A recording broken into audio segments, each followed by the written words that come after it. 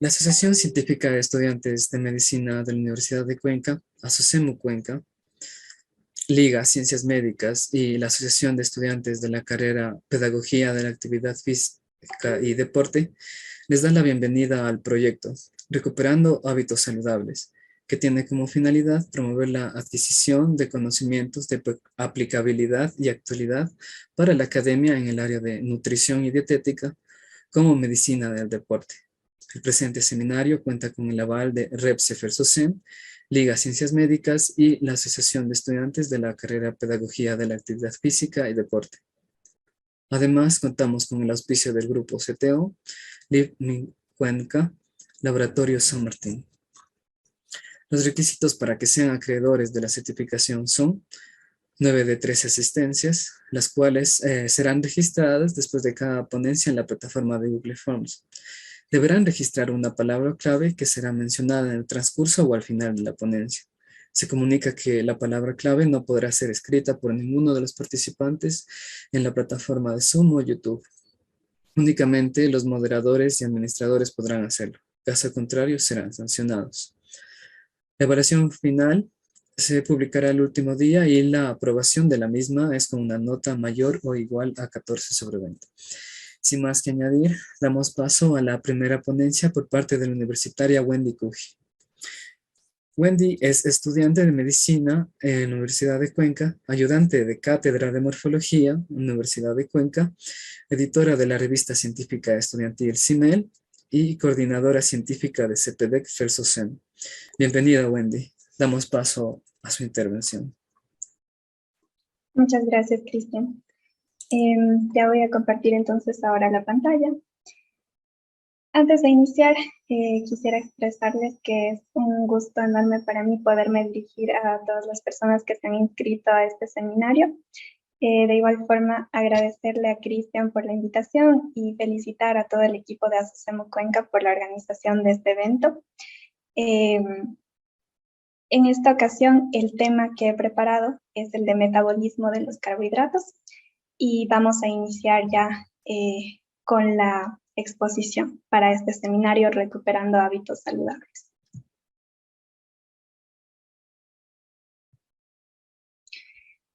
Antes de comenzar a hablar de metabolismo, sí es importante poder ponernos en contexto en relación a algunos conceptos básicos y sobre los procesos previos que deben ocurrir antes de llegar a la fase de metabolizar estas moléculas.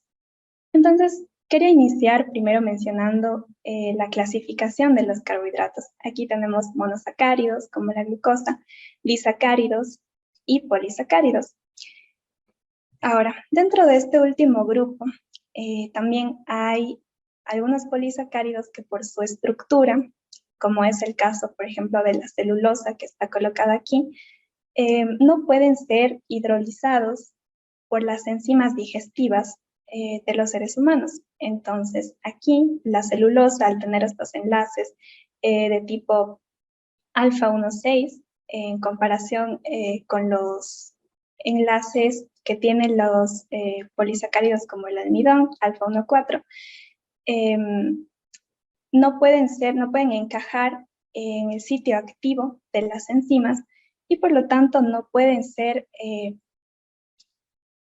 rotos, digámoslo así, en sus constituyentes, que son las unidades de monosacáridos, en este caso la glucosa. Y lo mismo ocurre con otros componentes de la dieta, como la fibra, que de igual forma contiene polisacáridos no digeribles, y por tanto estos finalmente no aportan calorías para el organismo. Ahora, aquí vemos unos gráficos que nos recuerdan las fuentes, las principales fuentes de las que podemos obtener estos carbohidratos. Tenemos aquí el azúcar de mesa, que sabemos que es el que nos aporta sacarosa, también la lactosa de la leche, la maltosa en los cereales germinados, y los polisacáridos, que en realidad son el grupo más abundante, que se encuentran en el pan, en los fideos, en las harinas, también en los tubérculos, en las leguminosas. Y luego de la ingesta, estas moléculas deben pasar por su proceso de digestión. ¿Dónde inicia la digestión de los carbohidratos? Inicia en la boca, con la amilasa salival. Entonces, esta enzima va a digerir una pequeña parte de los carbohidratos que principalmente en la dieta, como mencionábamos antes, va a ser el almidón. La enzima actúa por cierto tiempo hasta que es inactivada por el pH gástrico. Normalmente el pH óptimo de esta enzima está entre un 6.4 a un 7, y en el pH gástrico, que lo normal es de 1 a 3, la enzima pierde sus condiciones óptimas y deja de actuar. Lo que resta entonces de los carbohidratos van a ser digeridos principalmente por la amilasa pancreática, que es, junto con la amilasa salival, la encargada de la digestión luminal de los carbohidratos. ¿A qué nos referimos con la digestión luminal? Pues que estas enzimas son producidas por glándulas anexas al tubo digestivo y son secretadas a la luz del mismo para interactuar con estas moléculas e hidrolizarlas. A diferencia del último grupo de enzimas que tenemos aquí, que son las disacaridasas. Las disacaridasas, en cambio, están formando parte o se encuentran en el borde en cepillo constituido por los enterocitos. Aquí dentro de las disacaridasas podemos mencionar, por ejemplo, las alfa-glucosidasas, las alfa-dextrinasas, maltasa, lactasa. Y prácticamente estas son ya las encargadas de descomponer a los carbohidratos en sus partes más pequeñitas y dejarlos ya solo como monosacáridos listos para ser absorbidos, que es el siguiente paso del que vamos a hablar.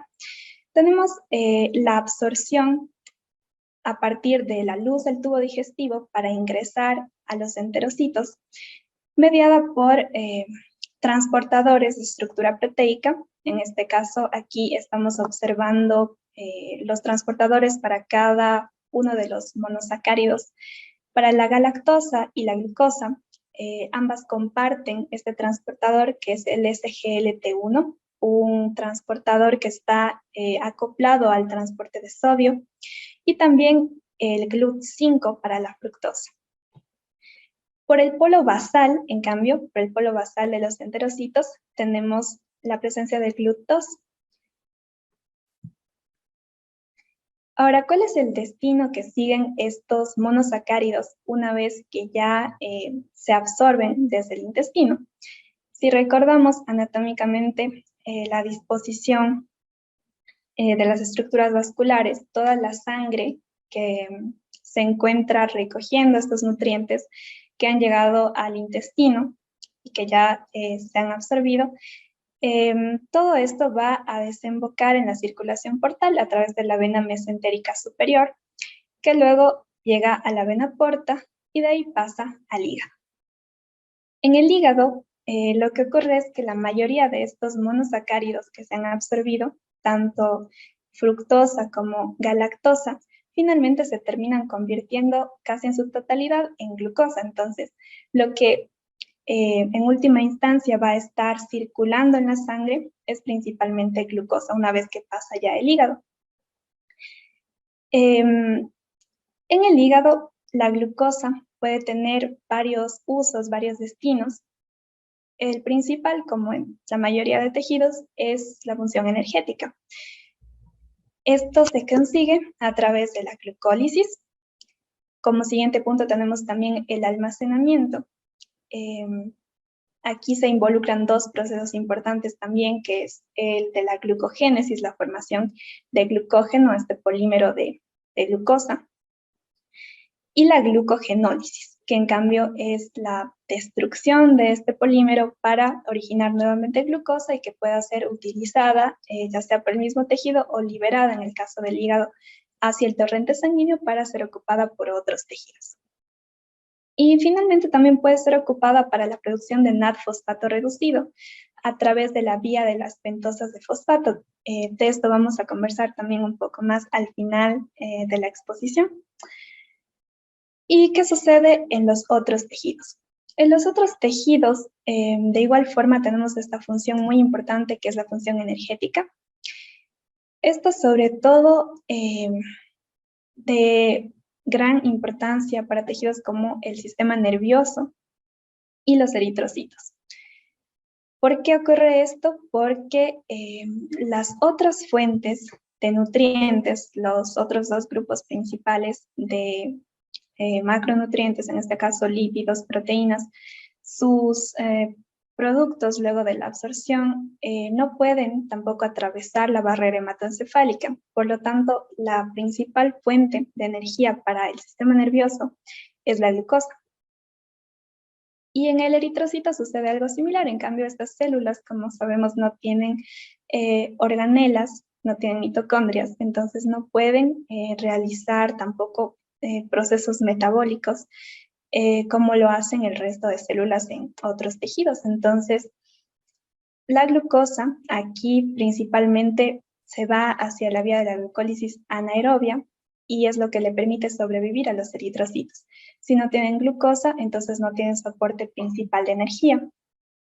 Y el almacenamiento, que también puede darse, principalmente en tejidos como el tejido adiposo, donde el exceso de la glucosa puede terminar almacenándose como triacilgliceroles. Y en el músculo también se puede almacenar, algo de lo que también vamos a hablar posteriormente, con la diferencia de que aquí, una vez que la glucosa es almacenada como glucógeno, luego ya no puede ser liberada otra vez hacia la sangre para que lo consuman otros tejidos, simplemente se queda ya ahí como para consumo interno, digámoslo así. Ahora, vamos a hablar un poco de cómo la glucosa puede ingresar a las células para ser utilizada en cualquiera de estas vías metabólicas que hemos estado mencionando. ¿Qué ocurre entonces aquí? La glucosa no puede atravesar directamente la membrana celular como lo hacen moléculas de menor tamaño. La glucosa es muy grande para eso y necesita, en cambio, de la ayuda de transportadores proteicos, que puedan permitirle el paso a través de la bicapa lipídica. Y para eso tenemos diferentes tipos de transportadores de glucosa, algunos de ellos ya los hemos mencionado. Sin embargo, lo que tienen todos en común es que se trata de sistemas de difusión facilitada, por lo tanto, el movimiento de la glucosa va a darse a favor de un gradiente de concentración y sin ocupar energía. Esta es una diferencia respecto a lo que ocurre en el intestino con el transportador de la glucosa, que la lleva desde la luz del intestino hacia el interior del enterocito, porque aquí en cambio el transporte es un transporte activo que puede darse en contra de un gradiente de concentración. Ahora, vamos a hablar también, mencionar aquí una hormona muy importante en la regulación del metabolismo de los carbohidratos, que es la insulina. ¿Qué tiene que ver la insulina aquí con el transporte a través de la membrana? La insulina puede aumentar 10 veces o más la velocidad de transporte de la glucosa a través de la membrana. Por lo tanto, la tasa de utilización de carbohidratos por las diferentes células depende de dos factores principalmente. Uno, la secreción pancreática de insulina y dos, la sensibilidad de los tejidos a la insulina. Aquí en esta tabla se colocan los diferentes transportadores que tiene la glucosa, dividiéndolos en dos grupos, según la diferencia que habíamos mencionado ya antes, ¿no? Y aquí, de hecho, están resaltados los que ya vimos cuando teníamos la placa de los enterocitos, y se encontraban a nivel intestinal, este GLUT2, el GLUT5, el SGLT1, todos se encuentran a nivel de intestino. Y aquí, el que era un poquito diferente por el tipo de transporte y porque también estaba acoplado al transporte de sodio, que es el SGLT1. ¿Ya? Este se encuentra, además de en el intestino, en el riñón, y su similar también, el SGLT2, se encuentra en el riñón. Estos son los transportadores que mueven glucosa con transporte activo. Pero tenemos también otros transportadores en otros tejidos, como el GLUT1 en los eritrocitos, en las barreras sangre-tejido, el GLUT3 que está en la mayoría de tejidos, y el GLUT4 que es especialmente importante porque lo encontramos expresado a nivel de músculo esquelético, músculo cardíaco y también el tejido adiposo. Y este transportador es muy sensible a su activación por la insulina. Por lo tanto, estos tejidos también dependen muchísimo de la liberación de insulina para poder hacer que la glucosa ingrese al interior de sus células. Y ahora sí, ya después de haber descrito la ingesta, la digestión, la absorción y el transporte a través de la membrana para el ingreso hacia las células, vamos a mencionar una por una estas vías principales del metabolismo de los carbohidratos, iniciando por el glucógeno. El glucógeno se forma en esta vía metabólica que es la glucogénesis. Entonces, en esta plaquita que se ve aquí tenemos hepatocitos teñidos con una tinción especial que nos permite visualizar las inclusiones de glucógeno en el interior de las células, y está colocada aquí porque el órgano principal que se encarga del almacenamiento del glucógeno es el hígado. Uno, por lo que ya mencionábamos antes, de que es el único órgano que luego puede, que almacena muchísimo glucógeno y que luego puede liberarlo a la circulación, a diferencia del músculo. Y también hay una diferencia en cuanto al porcentaje de peso del órgano que corresponde a glucógeno una vez que el órgano lo almacena. Entonces, el hígado puede llegar a tener una representación de un 5 a 8% de su peso total solamente de glucógeno, y el músculo le sigue por ahí con un 1 a 3%, pero es un poquito menos, y también teniendo en cuenta que el músculo en total, tomando en cuenta el peso corporal total, tiene un mayor peso en relación al hígado. Ahora, mencionando un poquito aquí, ¿cuál sería la finalidad desde el punto de vista fisiológico de que la glucosa tenga que ser almacenada como glucógeno y no pueda simplemente estar ahí circulando como glucosa en el torrente sanguíneo y que cuando se necesite, pues ingrese a los tejidos? La respuesta a esta pregunta que nos podemos hacer es que el tener grandes cantidades de glucosa siempre en la circulación alteraría la homeostasis de la osmolaridad de los líquidos. Entonces, esto no sería favorable para mantener los procesos de difusión a través de las membranas, tal como los conocemos. Por lo tanto, para mantener un nivel normal de glucosa en sangre, esta, luego del periodo posabsortivo, debe ser almacenada en este polímero que es el glucógeno en el interior de las células, y así no tiene ya actividad osmótica, como sería en cambio si permaneciera en circulación. Aquí a un lado tenemos un esquema de la glucólisis, que son muy útiles estos esquemas que traen los textos para poder explicar un poquito cómo se dan las reacciones. La ponencia de hoy no tiene como objetivo profundizar mucho en las reacciones químicas, en cada una de las enzimas, en cada una de los intermediarios metabólicos que se dan en estas vías, sino tener más bien una visión general de estos procesos. Entonces nos vamos a fijar aquí en la parte inferior, donde iniciamos con la glucosa. Tenemos la molécula de glucosa que al ingresar a la célula se fosforila, convirtiéndose en glucosa 6-fosfato, y esto hace que la glucosa ya no se libere nuevamente hacia el exterior de la célula. Una vez que esta glucosa 6-fosfato se transforma en glucosa 1-fosfato, va a pasar hacia el siguiente intermediario, que es la UDP-glucosa. Se une a esta uridín difosfato, y esta molécula básicamente lo que hace, si hacemos una analogía, sería como sostener a la glucosa para que a partir de ahí se vaya colocando cada una de las unidades, cada uno de los residuos de glucosa que van formando luego la cadena del glucógeno.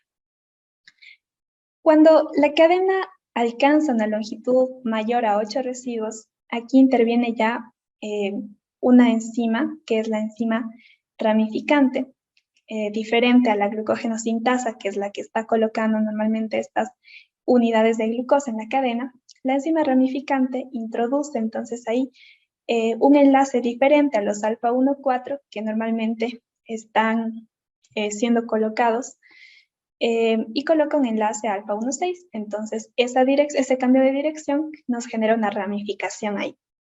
Y finalmente, terminamos teniendo esta molécula muy grande de glucógeno y muy ramificada también.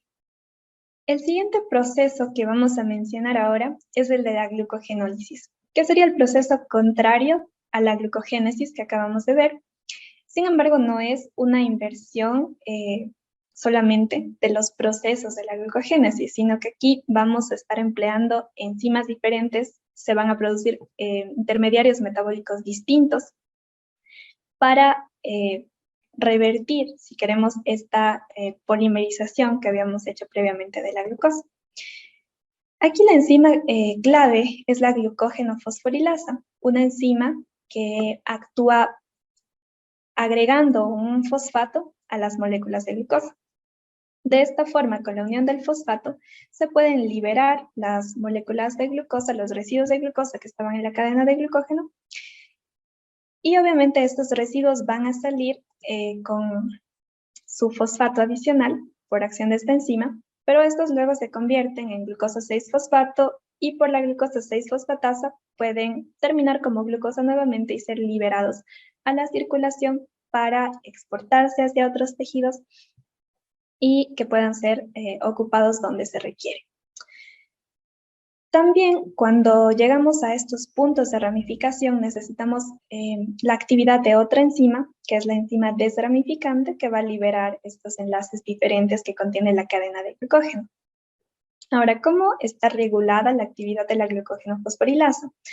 La glucógeno-fosforilasa es una enzima que cuando el organismo está en reposo se encuentra inactiva, por lo tanto el glucógeno se va a mantener en sus condiciones basales, no se va a degradar, no vamos a estar liberando glucosa porque en ese momento no se necesita. Pero en situaciones en las que hay algún tipo de esfuerzo físico, por ejemplo, y necesitamos liberar ese glucógeno almacenado tanto a nivel hepático como a nivel muscular, puede actuar la adrenalina que se produce a nivel de la médula, de las glándulas suprarrenales, activando la glucógeno-fosforilasa. Y otra molécula encargada de la regulación de este proceso es el glucagón, que se produce en los islotes de Langerhans en el páncreas, como vemos aquí en esta plaquita. Continuamos ahora con la vía glucolítica. La vía glucolítica va a producir al final de todos estos procesos 32 moles de ATP por cada mol de glucosa. Y mencionaba que al final de todos estos procesos, porque para hablar de esta vía glucolítica, la glucólisis es como el paso inicial. Sin embargo, hay otros procesos después que también van a producir energía y de hecho mucha mayor cantidad de energía que solamente la glucólisis, pero parten desde aquí. La glucólisis entonces está conformada por 10 reacciones que tienen una eficiencia de un 43%. ¿A qué nos referimos con esta eficiencia del 43%? Esto quiere decir que de toda la energía que originalmente estaba guardada en la molécula de glucosa, en una molécula de glucosa que es la que vamos a tomar como referencia de aquí en adelante, para hacer todos los cálculos en relación a la producción de ATP, toda esa energía no se convierte directamente en ATP, sino que una parte, un 43%, se convierte en ATP y el resto se va a disipar simplemente como calor. Ahora, para fijarnos un poco en cuáles son los pasos de esta vía metabólica, vemos que otra vez el punto de partida es la glucosa. Y al finalizar el proceso, tendremos 2 moléculas de piruvato. Entonces, lo que sucede prácticamente es que esta molécula de glucosa original se rompe y nos da origen a 2 moléculas de piruvato. La glucólisis la podemos dividir en 2 fases. Una fase de inversión, que es cuando necesitamos introducir ATP a esta vía para permitir los procesos metabólicos. Y luego tenemos una fase ya de rendimiento, donde vamos a recuperar lo que invertimos y ganar, aparte de eso, ATP extra, que por eso es que la vía metabólica es útil para la producción de energía, ¿no? Ahora, aquí vamos a fijarnos que en este punto, donde actúa la enzima fructosa 1,6-bifosfato, la molécula, donde tenemos esta molécula de fructosa 1,6-bifosfato, va a actuar la enzima aldolasa y la va a dividir en dos moléculas, una de gliceraldehído 3-fosfato y una de dihidroxiacetona fosfato. El gliceraldehído 3-fosfato es el que va a continuar esta serie de reacciones dándonos la producción de ATP que nos interesa y la dihidroxiacetona fosfato no. Entonces, por esa razón, esta molécula debe ser isomerizada para convertirse en gliceraldehído 3-fosfato. Ahora, aquí entonces tenemos que estar pendientes de que tenemos dos moléculas de gliceraldehído 3-fosfato por cada molécula de glucosa.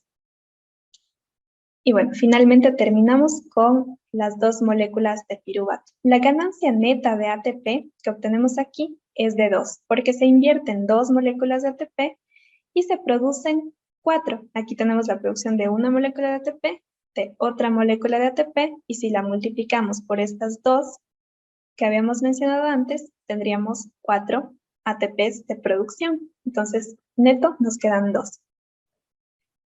Ahora, también tenemos que fijarnos que aquí la gliceraldehído fosfato deshidrogenasa es una enzima que produce o nos da como resultado un NAD reducido. Y este NAD reducido, al pasar luego hacia la mitocondria, en la fosforilación oxidativa va a terminar produciendo también ATP. Por lo tanto, por vía de este NAD reducido, vamos a obtener 5 ATPs finalmente. Y simplemente aquí para recordar que todo este proceso ocurre a nivel del citosol. Siguiendo adelante con estas reacciones de la vía glucolítica, el piruvato que obtuvimos hace un momento ahora nos va a servir para generar acetilcoenzima A, que es la molécula que luego ingresará al ciclo de los ácidos tricarboxílicos. Entonces, el piruvato que se obtiene de la glucosa se descarboxila para para originar acetilcoenzima A. Y dentro de estas reacciones produce también NAD reducido. Al multiplicar igualmente esto por las dos moléculas de piruvato que nos da una molécula de glucosa, la producción de ATP finalmente por vía de NAD reducido es de 5 ATP. Y el siguiente proceso, como ya adelantamos, es el del ciclo de los ácidos tricarboxílicos. Un proceso que ya no ocurre a nivel del citosol, sino en la matriz mitocondrial. Y aquí, igualmente para ubicarnos en cómo están las reacciones, cómo inicia, o bueno, cuál es el punto de comunicación con la reacción previa, como dice el famoso rap del ciclo de Krebs, aquí se condensa el acetil-CoA con el oxaloacetato y por la citratosintasa se forma el citrato. Entonces, todos estos ácidos que se llaman, que dan este nombre al ciclo, porque tienen 3 grupos carboxilo, van a sufrir una serie de reacciones donde, por ejemplo, ingresa agua, se produce CO2, se produce NAD reducido, se produce FAD reducido, se produce GTP. Todos estos procesos tienen la finalidad de producir energía. Y también, como vamos a ver luego, hay algunos puntos en donde se pueden intercambiar estos intermediarios metabólicos. Aquí en el ciclo de los ácidos tricarboxílicos es donde se origina la mayor cantidad de energía producidas en la vía glucolítica. Tenemos ATP producido directamente por vía GTP, aquí a partir de una fosforilación a nivel de sustrato. Tenemos una producción de un GTP, que si lo duplicamos por los 2 piruvatos originales, entonces tendríamos 2. Igual, por vía del NADH, Aquí tenemos 3 enzimas que producen NAD reducido, entonces eso multiplicado por 2 nos daría 6, y 6 por 2.5, que es lo que produce cada NAD al ingresar a la fosforilación oxidativa, nos da un total de 15 ATP. Finalmente con el PAD con el PAD reducido tenemos otros 3 ATP. Entonces hasta aquí ya, si sumamos en el ciclo de los ácidos tricarboxílicos, obtenemos 20 ATP, más los 5 que teníamos acá de la descarboxilación oxidativa del piruvato, y los 7 de la glucólisis, ya tenemos los 32 moles de ATP por cada mol de glucosa. Y aquí lo que estaba comentando. El ciclo de los ácidos tricarboxílicos también es el punto de contacto con otras vías metabólicas. Por ejemplo, aquí el piruvato puede prevenir no solo de los hidratos de carbono, sino también a partir del metabolismo de las proteínas. El acetílico A se puede producir a partir de ácidos grasos. Y dentro del ciclo mismo ya tenemos moléculas como el citrato, por ejemplo, que puede destinarse a la biosíntesis de ácidos grasos. También tenemos el alfa-cetoglutarato, que se puede interconvertir con glutamato, interviniendo aquí en el metabolismo de las proteínas. De igual forma, el oxaloacetato y el aspartato hacia el metabolismo proteico.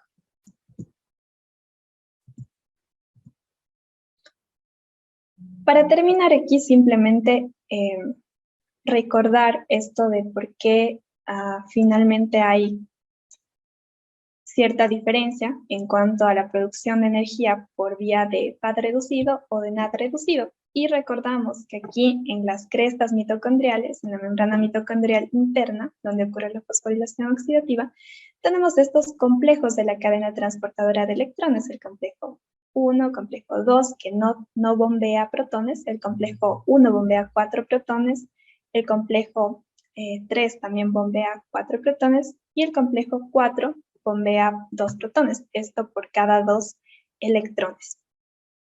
Finalmente, este gradiente de protones que se produce, dejando los protones más en el espacio intermembrana de la mitocondria, simplemente puede liberar toda esa energía proton motriz a través de la ATP sintasa, que es donde finalmente vamos a obtener la molécula energética de importancia para el metabolismo celular, que es el ATP. Y aquí vemos entonces que el NAD es el que entrega sus electrones directamente al complejo 1, permitiendo este bombeo de 4 protones, mientras que el FAD simplemente entrega ya sus electrones al complejo 2, y de ahí pasa directamente hacia el 3. Entonces se salta el primer complejo y por tanto la producción de energía por vía de FAD es menor que la de NAD. Aquí vamos a hablar también un poco de la glucólisis anaerobia, que es prácticamente lo mismo que vimos como glucólisis, simplemente que aquí no se van a seguir el resto de pasos hasta llegar a la fosforilación oxidativa porque no hay disponibilidad de oxígeno. Aquí tenemos entonces al piruvato, que se va a terminar convirtiendo en lactato. Eso es lo que ocurre cuando la célula deja de tener un aporte suficiente de oxígeno, por ejemplo, durante un ejercicio muy intenso, cuando las necesidades metabólicas superan a la capacidad de aporte de oxígeno y se empieza a acumular lactato.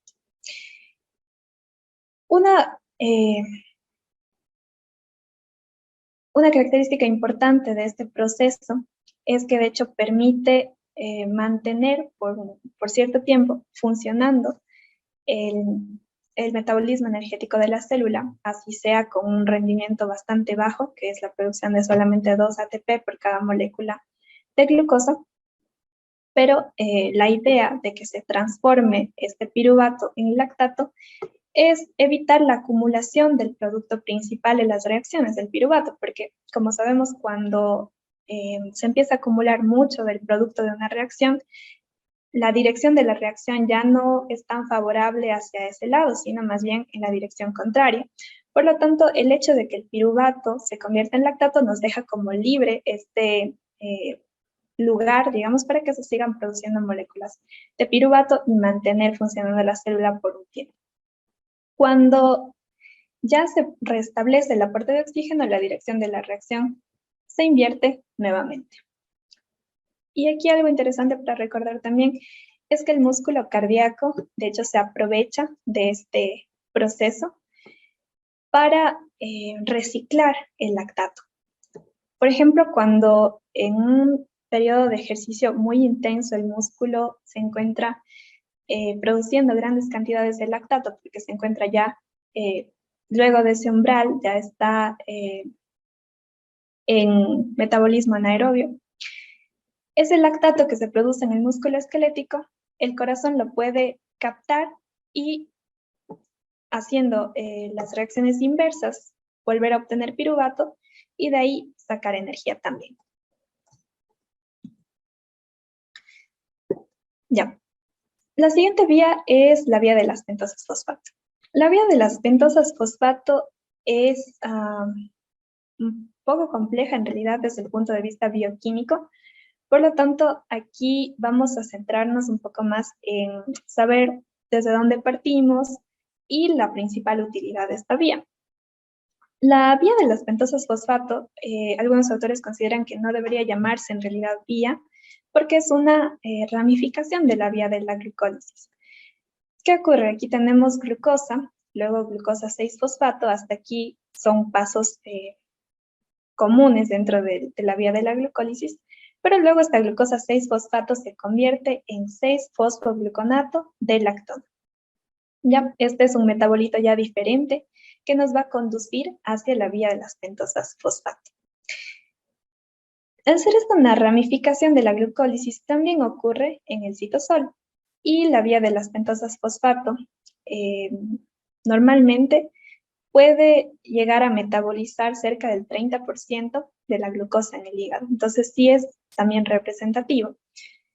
Y la podemos dividir en dos fases. La primera, una fase irreversible, que se conoce como fase redox o también fase oxidativa, en donde los productos son el NAD-fosfato reducido y pentosas de fosfato. La segunda fase es la fase de interconversión, o también llamada fase no oxidativa, que en este caso es reversible, se intercambian ahí muchos metabolitos y precisamente lo que produce es intermediarios metabólicos dependiendo de las necesidades. El NAD-fosfato reducido es útil para la biosíntesis de lípidos, por ejemplo, ácidos grasos, colesterol, y también tiene una función de protección antioxidante porque es importante para mantener los niveles adecuados de glutatión. Mientras que las pentosas fosfato principalmente están destinadas a la síntesis de nucleótidos para la formación de ADN y ARN.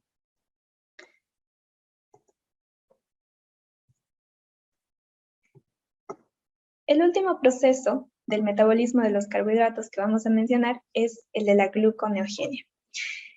El concepto principal de este proceso es la formación de glucosa a partir de precursores que no son carbohidratos. Entonces tenemos a las proteínas y a los lípidos que a través de este proceso van a generar glucosa, y otra vez recordando que hay tejidos que precisan de esta molécula porque no pueden acceder a un correcto funcionamiento si no está presente este tipo de molécula.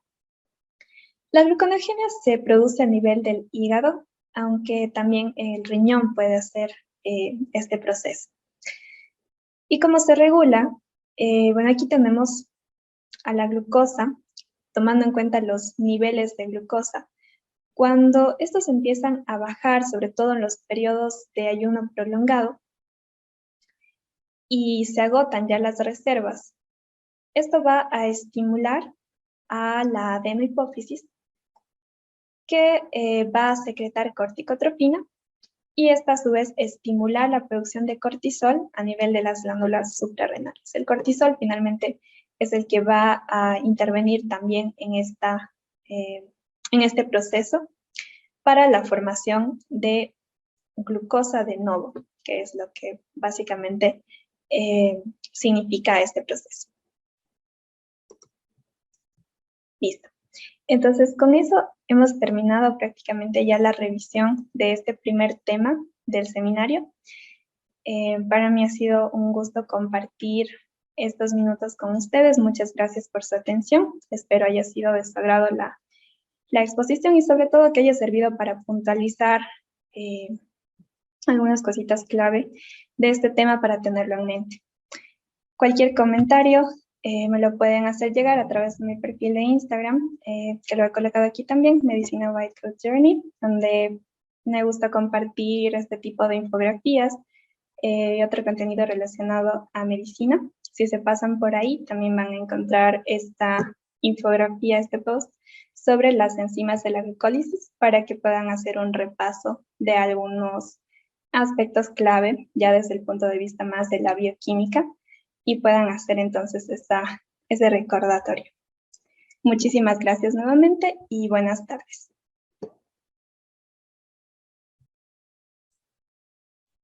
Wendy, excelente ponencia, muy buena exposición por parte de ASOCEM Cuenca y de Liga Ciencias Médicas, la Asociación de Estudiantes de la carrera Pedagogía de la Actividad y Deporte.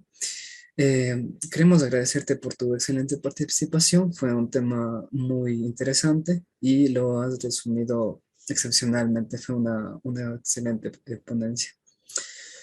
Bueno, procederíamos a la siguiente ponencia. Wendy, muchísimas gracias nuevamente. Ha sido un gusto contar con tu participación y esperamos contar con tu apoyo en siguientes proyectos. E igualmente, Wendy, en su página de Instagram, realiza muy buenos apuntes y aportes, en especial en sus infografías, como han visto en la presentación. Entonces, sería una muy buena opción seguirla. Bueno, eso sería todo. Gracias, Cris.